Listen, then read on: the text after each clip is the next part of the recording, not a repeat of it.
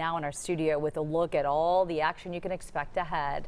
And there's going to be a lot, right? Now it's been 29 days since the House of Representatives filed these articles of impeachment, one for abuse of power and the other for obstruction of Congress. We saw this long ceremonious walk with the House clerk here and the 7 managers here walking over these articles of impeachment, moving this now from the House of Representatives to the Senate. And this is the moment where we see that ceremonious bringing over because of the gravitas of what they're delivering.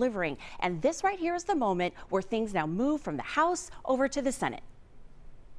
Mr. President, I have been directed by the House of Representatives to inform the Senate the House has passed H.Res. 798, a resolution appointing and authorizing managers for the impeachment trial of Donald John Trump, President of the United States.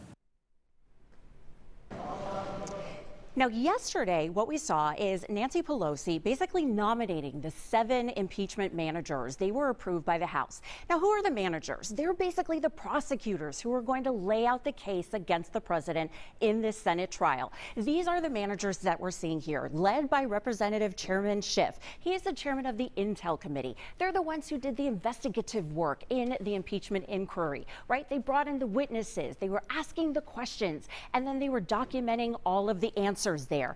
Also, Representative Nadler, he's on this committee as well. He is the chairman of the Judiciary Committee. They're the ones who analyze all of the evidence and decide whether or not they had enough to go to a full House vote. In this case, they thought they did have enough to move forward. We also have Val Demings from Florida. We have Zoe Lofgren from California. Now, she has had a role to play in the last impeachment hearings, not only against President Nixon, although it didn't make it to the Senate, but also against President Clinton and now President Trump. We also have Hakeem Jeffries from New York, Sylvia Garcia from right here in Texas, and also Jason Crow from Colorado. Now, with the exception of these 7 managers, these prosecutors, and Speaker Pelosi, you really won't be seeing the House of Representatives with a role to play, because now we move over to the Senate. Now, the president has been impeached. That was from the House of Representatives, but he's still your sitting president because that decision comes to the Senate. Now, in the Senate, they're the ones who decide whether or not to acquit the president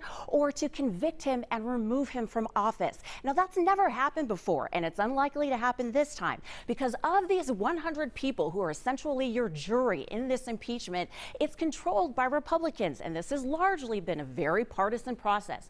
We have 53 Republicans here and 47 Democrats. We would need a supermajority to have the president removed from office. Now, that means of this 100 senators, all 47 Democrats would have to agree that the evidence points to the president not being fit for the presidency.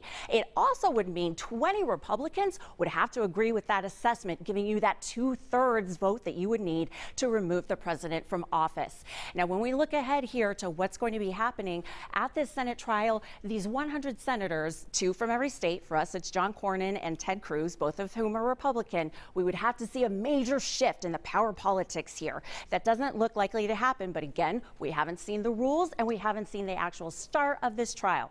Now, there's a lot that's going to be happening today, the next several days and weeks. I'm going to take a look at that in the next hour for you and break down what to look for, not only in the impeachment trial, but also the election. Back to you. Thanks a lot, Lena. Coming up.